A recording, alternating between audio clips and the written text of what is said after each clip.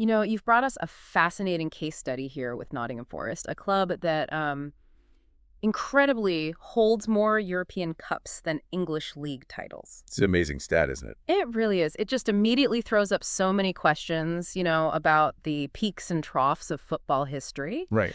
We've got your deep dive into their story, pulling mainly from the Wikipedia archives, it looks like. And our mission today is to really understand the why behind this unique trajectory. Yeah, what made it happen? Exactly. What were the forces that propelled them to those, well, dizzying European heights?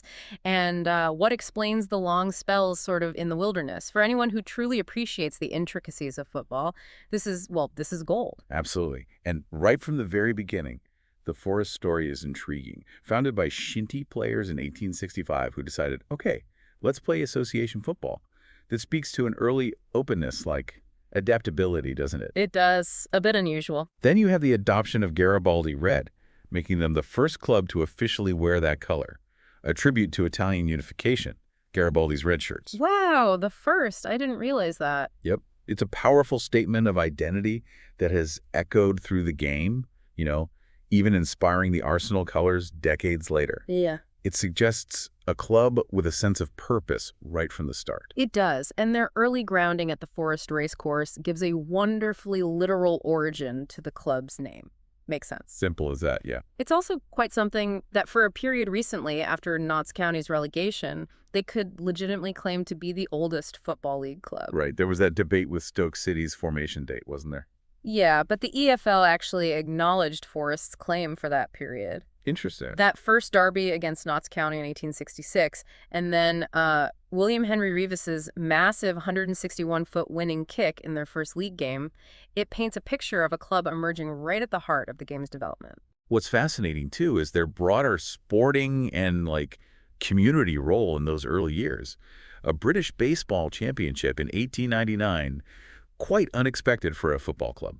Baseball? Seriously? Yep.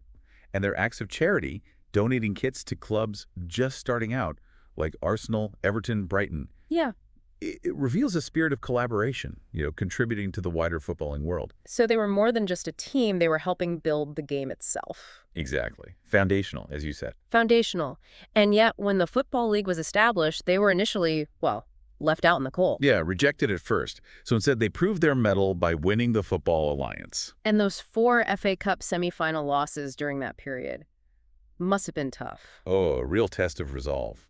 It speaks to a hunger for silverware, though, that was finally satisfied in 1898. Right, that first FA Cup win against Derby County, their local rivals. Precisely, especially after that crushing 5-0 league defeat just days before, where apparently they rested key players.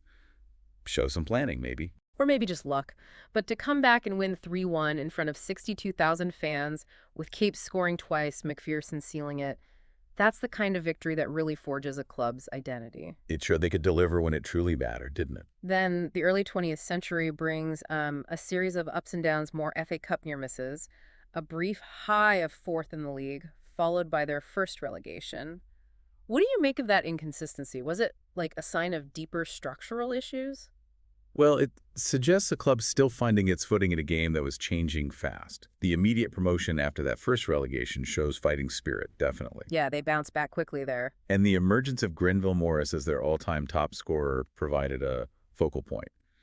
But the subsequent relegation in 1911, having to seek re-election, those pre-war financial struggles, it paints a picture of a club perhaps lacking consistent investment, maybe, or a clear long-term strategy. And missing out on the expanded First Division after the war, despite their ambitions, that would have been another setback. A big blow, yeah. It seems like periods of promise were often followed by instability.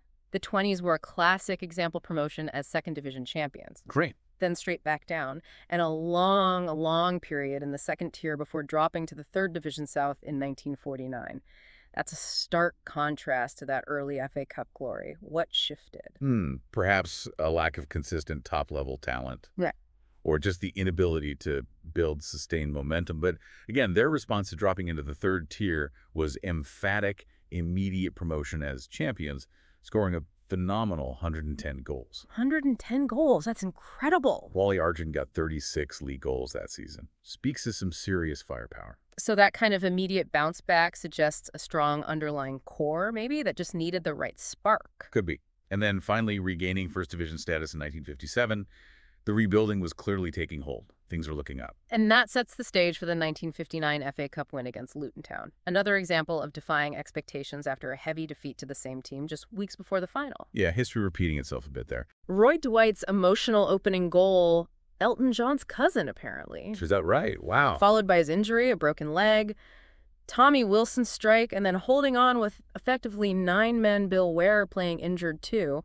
It's the kind of heroic story that gets etched into club folklore. Absolutely. Bobby McKinley lifting that trophy, it really cemented Forest's position as Nottingham's #1 club ahead of Notts County. Became the biggest club in the city. What's interesting is how these cup victories acted almost as like catalysts during periods where league form was more unpredictable. Yeah, boosts of confidence. Exactly. The mid-1960s under Johnny Carey looked incredibly promising too, challenging for the league title in '67, that big 4-1 win against Man United. They had quality players like Joe Baker and Ian Storymore. It felt like they were really on the verge of something significant then. It did. But then, quite suddenly, that promise seemed to just, well, unravel. Yeah, the sources mentioned poor management, a cumbersome committee structure hindering progress, Right. leading to relegation in 1972. It highlights how crucial effective leadership and clear decision-making are, doesn't it? To maintain success. A stark lesson. And then that revolving door of managers before the big arrival, Brian Clough in January '75. And that, as you said, marks the beginning of a truly transformative era. Clough's arrival with Jimmy Gordon as trainer, Neil Martin scored in his first game, a good omen perhaps? Maybe, but it wasn't a magic wand straight away, was it? No. They finished mid-table, 16th in the second division that season, then 8th the following year. But you could see the foundations being laid. How so? With a blend of existing talent like Ian Boyer, bringing in players who understood Clough's methods, John McGovern, John O'Hare from Derby, Right, the trusted lieutenants. and the return of John Robertson and Martin O'Neill, players with undeniable talent that Clough knew how to unlock. Plus, Viv Anderson starting to emerge from the youth ranks, and Tony Woodcock, who Clough apparently didn't rate at first. Huh. Shows even Clough could sometimes misjudge.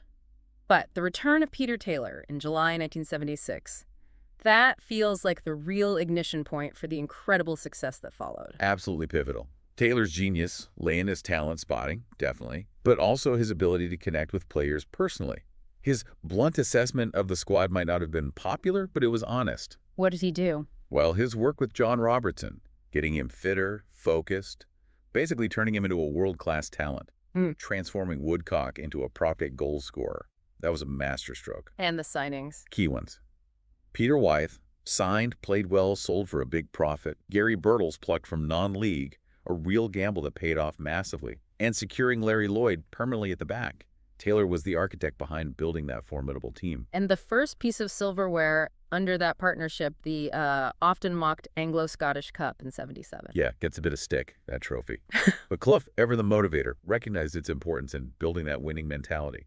Get that first trophy in the cabinet. He understood the psychology of winning, didn't he? No matter the competition. Exactly. And then that dramatic promotion in 1976-77 secured in such a nail-biting fashion. An own goal against Millwall in their final game. And they still needed Bolton to lose to Wolves. Right. Kenny Hibbett's late free kick for Wolves did the job. The Forest team apparently found out they were promoted while on a plane on holiday. You couldn't write it. It's almost cinematic. And to achieve promotion with a relatively low points total, too, shows their resilience in tight games. And then Kenny Burns. Taylor championed his signing despite, well, question marks over his discipline. It's a bit of a wild character, maybe. Possibly. But Clough's decision to move him to center back turned him into the footballer of the year. That's just managerial brilliance. Incredible transformation. Yeah. And their return to the first division was electric, that win at Goodison Park. A string of clean sheets early on. Then the audacious record signing of Peter Shilton. Taylor's simple logic, Shilton wins you matches. And he wasn't wrong, was he? Proved to be absolutely spot on. Even the shrewd swap that brought Archie Gemmell back, another ex-Derby title winner, added more experience and steel. That 1977-78 season was just a revelation. Winning the first division title straight after promotion. Which hadn't even been promotion as champions. They came third. Exactly. Losing only 3 league games all season, finishing 7 points clear of Liverpool, it's almost unheard of. The most recent team to do it win the top flight the year after promotion. And Clough joins that very select group, maybe 4 managers, to win the English League with 2 different clubs. And conceding just 24 league goals, their defensive organization under Lloyd and Burns was just exceptional. And the trophies just kept coming. The 1978 League Cup final win against Liverpool, even without several key players because they were cup tied. Right. Chris Woods deputizing in goal, kept clean sheets in the replay, Burns captaining the side, and Robertson scoring the winning penalty. They started the following season with that emphatic Charity Shield victory over Ipswich, too. On a roll. And then the European adventure began, overcoming the reigning champions Liverpool in the very first round that sent shockwaves across the continent. Massive statement. Despite the setback of Colin Barrett's serious injury, they showed incredible resolve. And that unforgettable European Cup semi-final against FC Köln, 2 goals down at home in the first leg, drawing 3-3. Looked tough then. But winning 1-0 away just showed their mental fortitude. Then, the 1979 final in Munich against Malmö, Trevor Francis's iconic diving header. On his European debut, the first million-pound player scoring the winner. Storybook stuff. Even Günter Netzer, the German legend playing for Köln, apparently singled out John McGovern's performance in the semi. His quiet control in midfield speaks volumes. European champions. Just like that. And they weren't content, were they? Retained the League Cup against Southampton. Finished runners-up in the league to Liverpool. And then triumphed over Barcelona home and away to lift the European Super Cup. Just an unprecedented period of success for the club. Their decision not to play in the Intercontinental Cup, maybe it reflects a focus purely on Europe, where they'd conquered everything. Perhaps. They reached a 3rd consecutive League Cup final in 1982, even though they lost to Wolves that time after a defensive mix-up. Showed their consistency. But it was retaining the European Cup, beating Hamburg, Kevin Keegan's Hamburg, in Madrid, that cemented their place in European footballing legend. Another goal from Robertson, the only goal. Back-to-back European Cups. It's still almost unbelievable, isn't it? It is. To have more European Cups than league titles, it's the defining, almost mythical aspect of Nottingham Forest's story under Clough and Taylor. But then, that early exit in the 1980-81 European Cup against CSKA Sofia seemed to disrupt that aura of invincibility somehow. Yeah, McGovern himself apparently felt it impacted their confidence quite badly. And the subsequent losses in the 1980 European Super Cup to Valencia and the Intercontinental Cup to Nacional of Uruguay perhaps hinted at a slight decline setting in. The peak was over. Possibly. The gradual breaking up of that iconic squad, maybe driven by financial needs, was a turning point. Both Clough and Taylor later expressed regrets about letting some players go. And Taylor's retirement in 1982, along with key figures like McGovern and Shilton leaving around that time, Jimmy Gordon retiring too. It really marked the end of that extraordinary partnership and era. It did. Clough without Taylor.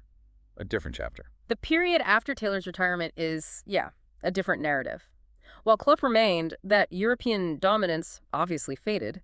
The controversial UEFA Cup semi-final loss to Anderlecht in '84. Ah, yes. The refereeing decisions. Which later turned out to be down to bribery by Anderlecht, who eventually got a ban for it. Leaves a real stain on that competition, doesn't it? It's huge injustice for Forest. Despite that, they still achieved domestic success. Won the Football League Centenary Tournament in '88. Finished 3rd in the league that year, reached the FA Cup semi-finals again, and Stuart Pearce was becoming a real force. Piercy, yeah. First of 5 consecutive PFA Team of the Year selections for him around then. Showed the quality that remained. There are also more turbulent moments, like Clough hitting fans during a pitch invasion in '89. Got himself a ban for that. Yeah, that wasn't great. But again, they bounced back on the pitch with cup wins that same year, the full Members' Cup against Everton and another League Cup, beating Luton. That resilience seems to be a recurring theme, doesn't it? It really does. And then the profound tragedy of Hillsborough during the FA Cup semi-final against Liverpool in '89. Awful day. The abandonment, the emotional replay which Forest lost. It was a moment that transcended football. Absolutely. And despite another League Cup win in 1990 against Oldham, the European ban on English clubs meant they couldn't capitalize on that success in the UEFA Cup. Yeah, that ban cost English clubs dearly for a while. Clough finally led Forest to his only FA Cup final in 1991, losing to Tottenham in extra time after Pearce had given them the lead with a free kick. Des Walker's own goal decided it. And the controversy over playing Roy Keane when he wasn't fully fit. A decision that's still debated. Always the what-ifs. The record signing of Teddy Sheringham followed, and another full Members' Cup victory in '92. but then a League Cup final defeat to Manchester United. They were still a real force in domestic cups, though. Definitely. Their record of 5 domestic cup wins in 7 finals during that late 80s, early 90s period underscores their competitive edge in knockout football. And finishing 8th in the league in '92 secured their place in the inaugural Premier League. Looked okay then. But then the departures started again. Key players like Des Walker went to Sampdoria. Sheringham was sold to Spurs early in that first Premier League season, despite scoring Forest's winner in the first ever live televised Sky game against Liverpool. Selling your top scorer after the season starts rarely ends well. And it didn't. A slump in form followed, leading to Clough's emotional departure in May 1993, after 18 incredible years, with the club relegated from the brand-new Premier League. Nigel Clough scoring the final goal of his father's reign in the last game. Incredibly poignant. And Keane's record transfer to Man United really signaled the end of a dynasty. A huge void to fill. The post-Clough era, well, it has been a long and often difficult journey, hasn't it?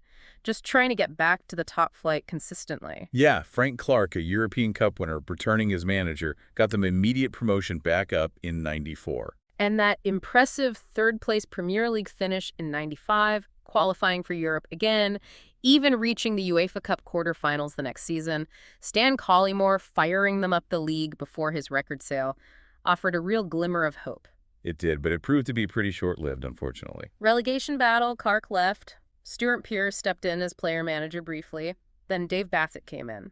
Relegated again in '97. But Bassett got them straight back up as Division I champions in '98. Another bounce back. Only for Bassett to get sacked early the next season, Ron Atkinson had a brief spell, and down they went again in '99. Just couldn't stick, could they? No. And then David Platt's tenure. Lots of money spent, but not much success on the pitch. Paul Hart steadied things, nearly got them promoted, but then the financial fallout from the ITV digital collapse hit hard. A tough time for many Football League clubs. And it culminated in the unthinkable relegation to the third tier, League One, in 2005, a former European Cup winner. First one ever to drop that low. Wow. Years in League One followed. Playoff near misses, finally promotion under Colin Calderwood in 2008, but then more struggles back in the championship. Billy Davies had 2 spells. Both ended in termination despite getting them into the playoffs. It's just been a period of searching for stability, for an identity after Clough. Nigel Doughty's significant financial backing during that time and his subsequent sad passing added further complexity and uncertainty. Then the Al-Hassawi era from 2012. Promises made, but it brought further instability, really. Yeah. A constant turnover of managers, questionable decisions. Fans and pundits seemed quite concerned at times. Even Stuart Pearce's return as manager didn't last long. Narrowly avoiding relegation to League One again in 2017. That was a close shave. A really precarious position. Which brings us to the current ownership under Evangelos Marinakis since 2017. More managerial changes initially, let's be honest. Yes, a few came and went quickly. Then structural changes, recruitment focus shifted, and the appointment of Steve Cooper. And that remarkable turnaround under Cooper, culminating in Premier League promotion via the playoffs in 2022. End of a 23-year absence. A massive moment. Huge relief and celebration for the supporters. Absolutely vital for the club. The sheer volume of signings upon their return 21, wasn't it? That was a bold, if maybe somewhat risky, strategy. A very unusual. Cooper got a contract extension, despite some difficult runs, showing a degree of faith perhaps not seen before. But ultimately, results matter, and the need for change led to Nuno Espirito Santo's arrival. And then the breach of Premier League profit and sustainability rules, the points deduction, the tense relegation battle last season. And their eventual survival, just about, with a historically low points total for a surviving team. It's been a dramatic and stressful return to the top flight. So as we record this in March 2025, Nuno Espirito Santo remains at the helm, navigating the ongoing challenges of staying in the Premier League. It truly underscores the cyclical nature of footballing fortunes, doesn't it? Indeed. And looking at the enduring symbols of the club, that Garibaldi red remains such a powerful link back to their history, their identity. Still connects them to Garibaldi himself. And the club crest? Introduced in '74, apparently, with those 2 stars proudly commemorating the European Cup triumphs. It serves as a constant reminder of their greatest achievements. Debunks the myth Clough designed it, though. Ah, good to know. And the nicknames Forest, the Garibaldis, the Reds, the Tricky Trees. Tricky Trees, yeah. And the city ground, their home since 1898, right on the River Trent, famously close to Notts County's ground. Literally neighbors. A stadium steeped in history and tradition, with exciting redevelopment plans hopefully on the horizon. And the rivalries, of course, add another layer to the Forest story. The East Midlands Derby with Derby County, fueled by that 1898 Cup final and now the Brian Clough Trophy. Always a highly charged affair. Absolutely. The historical rivalry with Leicester City, too, and the more recent clashes with Sheffield United, apparently rooted in the miners' strike and some playoff history, plenty of local intensity.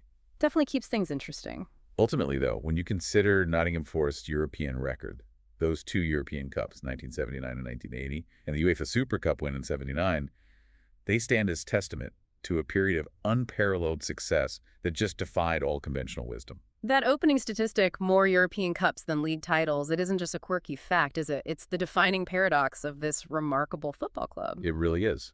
One league title, two FA Cups, four League Cups. Respectable domestic honors, but dwarfed by the European glory. And the list of iconic figures who have worn that Garibaldi red Brian Clough and Peter Taylor, the architects, of course, but a whole host of legendary players who contributed to this extraordinary journey. Pierce, Robertson, Shilton, Burns, McGovern, Story Moore, the list goes on. An incredible history. So, reflecting on this incredible story you've shared, I mean, from those humble beginnings with shinty players to conquering Europe twice and then navigating all the subsequent challenges, what does Nottingham Forest's journey tell us about the unpredictable nature of football? And maybe the enduring impact of exceptional leadership, like Clough and Taylor, and the unwavering passion of a dedicated fan base that's seen it all. Yeah, absolutely. It really prompts you to consider what the next chapter holds for this historic club, doesn't it? Can they find stability and climb again?